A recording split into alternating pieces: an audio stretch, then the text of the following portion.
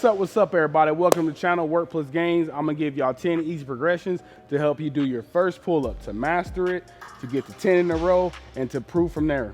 All right, so the first one we're going into, you can do this on a wall, like a corner of edge of a wall, a door. You can even grab your bathroom door handle. Just be careful, the door will come off the hinges. But you wanna grab something that allows you to tilt at an angle. You can get a little bit deeper into if you want to, but normally just stand in more relaxed position, almost like you're kind of slightly hanging over a cliff. And I want you just to pull yourself towards the bar, pull yourself towards that door, pull yourself towards the corner of that wall. And all you're doing is getting your body used to the pull motion, getting used to the pull and the release of a pull-up, because you got to pull yourself up, but then you have to come down. You have to control the release. So you're just getting your body used to that motion. And also you're able to dictate the weight a little bit, and you don't have to deal with the full body weight of doing a pull-up. So it's just really about the motion. All right, so that's tip number one. All right, the next tip is do the high introverted row, and you wanna go all the way up to the bar. Try to keep your body straight as much as you can. We'll go all the way up. You wanna do that exercise. The reason why you wanna do this exercise too as well is because it puts more tension on the upper part of your body, so you do feel more of your weight, and it changing the angle of your body. So this is once again just another exercise progression to help you develop the ability to complete that first full pull-up. We're breaking things down one by one, not getting too deep into it, but this is a little bit safer for you, and it will allow you to progress to do that first pull-up. All right, next you wanna get a box, and you wanna kinda have it to where you're almost at your hip level, and you lay back and you pull yourself up to the bar. So you're doing an elevated introverted row, all right? So it's elevated because of the box, so the introverted is because you're upside down, and the row is because you're doing the rowing action, but you're doing it upside down. And by doing this, once again, it's changing the angle, it's putting more tension, and it's putting pressure on different parts of your muscle to help you complete that first full pull-up. So please add this third tip into the progression, and you'll be able to reach that first pull-up. All right, on to tip number 4.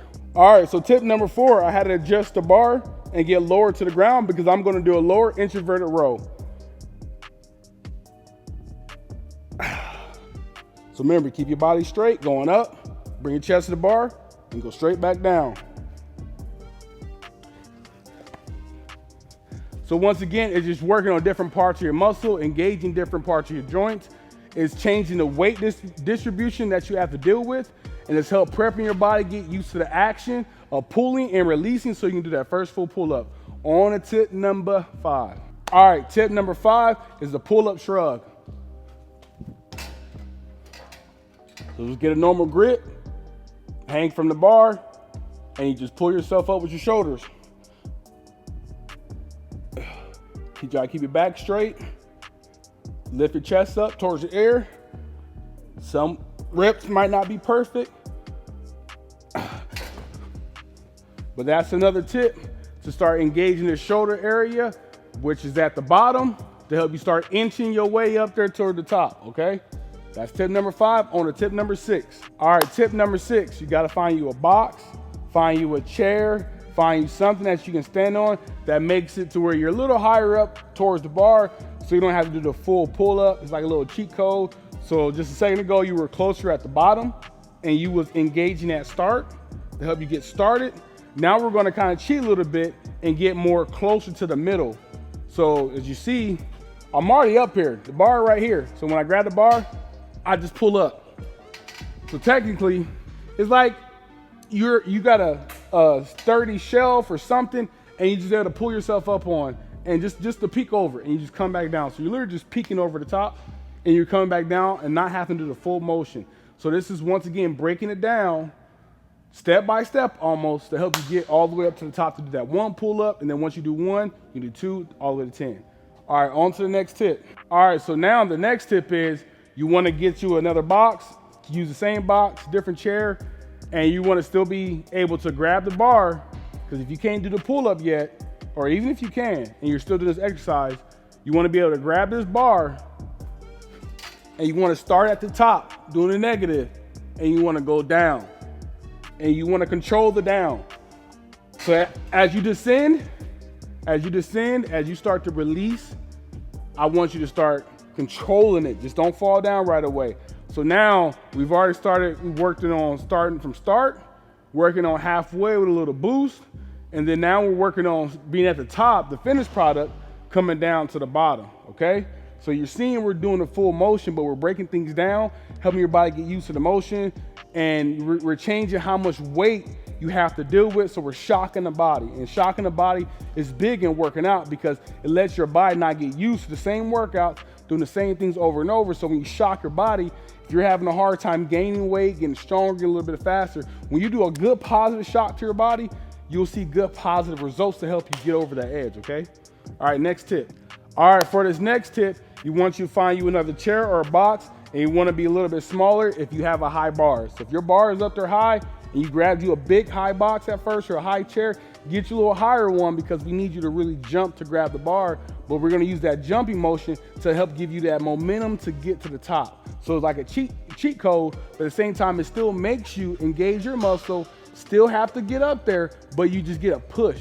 It's kind of like when you're on the bike or you got a car or something that you need just that momentum until you get somewhere and you're able to continue on by yourself. So using the jumping to get you started, and you just have to finish it out. So this is what I mean. So this is the jump pull up. You jump and you use that motion. Jump, use that motion. Jump, use that motion you created, that momentum, that motion you creating. By you jumping up with this motion, you're creating momentum.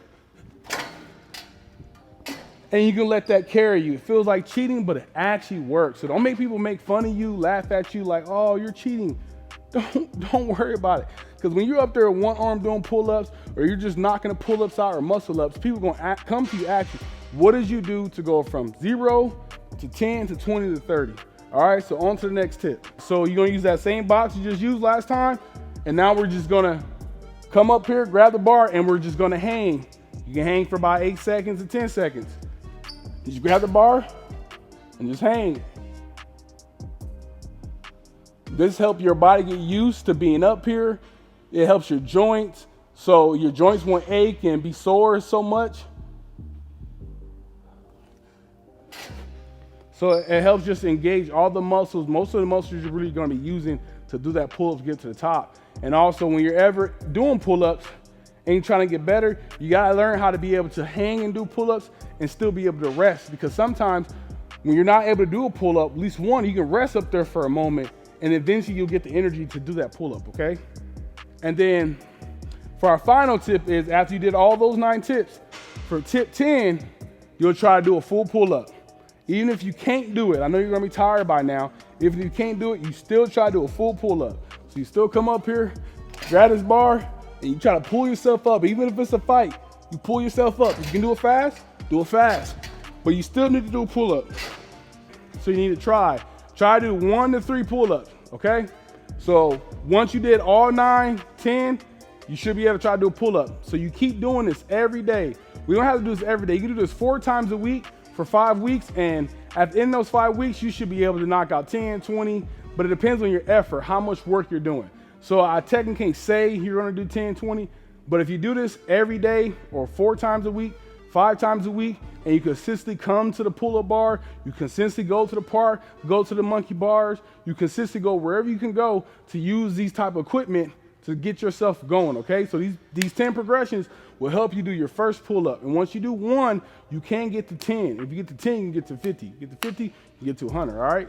So these are some tips I'm giving y'all. Please keep liking, subscribing, come to the channel. I love y'all family. Let's get it, Work Plus Gains.